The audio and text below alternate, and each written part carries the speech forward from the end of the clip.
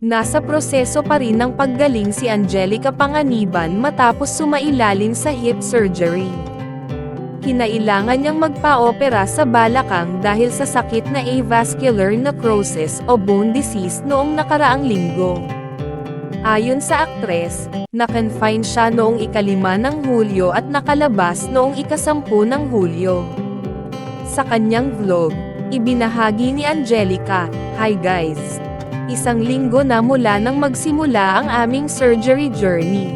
Medyo kinakabahan kami pero sa pamamagitan ng dasal mula sa aming pamilya at mga kaibigan, nalampasan namin." Umpisa ni Angelica sa caption ng vlog. Dagdag pa niya, "Gusto ko ring pasalamatan ang aking napakabuting asawa na grabe ang pag-aalaga. Thanks hon. Alam mo na yun.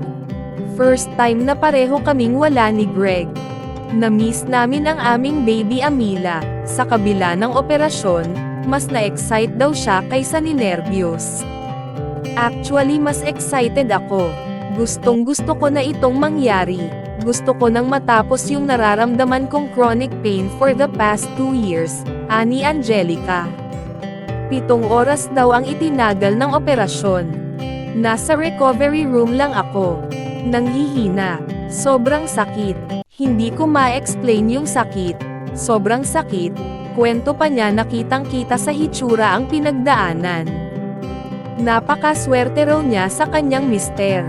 Pinakita ko lang na napakaswerte ko sa asawa ko dahil kahit late niyang nalaman na made in China yung napangasawa niya at sobrang sakitin, mahal pa rin daw niya ako. Ang nasabing operasyon ang solusyon upang matanggal ang matinding sakit na nararamdaman niya sa balakang. May ginhawa na akong naramdaman finally. Siyempre, masakit yung pain from surgery. Masakit yung mga muscles ko pero it's getting better every day. Low dosage na rin yung mga pain relievers na iniinom ko. Orally na yung mga gamot ko, pagbabalita niya sa kanyang vlog. Inamin niya na late last year, may nakita raw liquid sa may singit at doon siya in-advise na mag-therapy. Hindi siya pwedeng uminom ng mga gamot dahil nagpapadidi pa siya noon. Tayanaga niya ang therapy for 2 months at nakatulong naman, pero sumakit ulit. Nagkaroon ng isang time na hindi na ako makalakad, sobra akong in pain, iyak ako ng iyak. Dinala ako ni Greg sa Asian Hospital sa ortho doctor. Doon in-injectionan ako ng PRP, platelet-rich plasma. Ito yung plasma. Ito yung blood na kinuha sa atin. Tapos may ginagawa sila, like ilalagay nila sa machine. Tapos magiging ano na siya, tinatawag nila yata, kung di ako nagkakamali ay stem cell na siya. So ito ang ginawang gamot. Nireekta siya sa nerves ko dito sa hips left and right, na unang revelasyon niya bago magpasko. Hanggang nakatulong ito at bumalik siya sa dati niyang routine dahil gusto niyang makita ang healthy self. Nung tinuloy niya raw ang workout niya everyday, sumakit ulit at doon na siya nagpamray at nadiskubreng meron siyang avascular necrosis. Sinabi niya rin na ang initial solution ay hip replacement pero nagdesisyon silang bumalik sa PRP treatment.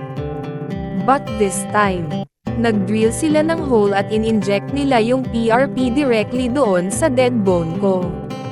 Masakit ba ang procedure? Hindi ko inakala na masakit siya. Tulo ng tulo ang luha ko. Parang kahit paano nakaramdam ako ng awa sa sarili ko na bakit ako nagkakaganito. Bakit ako nagkakaganito? Sa akin nangyari ito. Kasi ang cause ng avascular necrosis ay steroid abuse. Kung mapapansin nyo naman, never na lumaki ang katawan ko. Never akong nagka-muscle sa buong katawan ko. Nag-drill sila ng butas sa buto ko para magkaroon ng blood flow at syempre para ma-release yung tension. Patuloy niya sa vlog. Kinuhanan ako ng bone marrow aspiration, so sinaksak yun sa aking dead bone. May tinatawag din silang BMP, bone morphogenic protein, which is bone stimulant.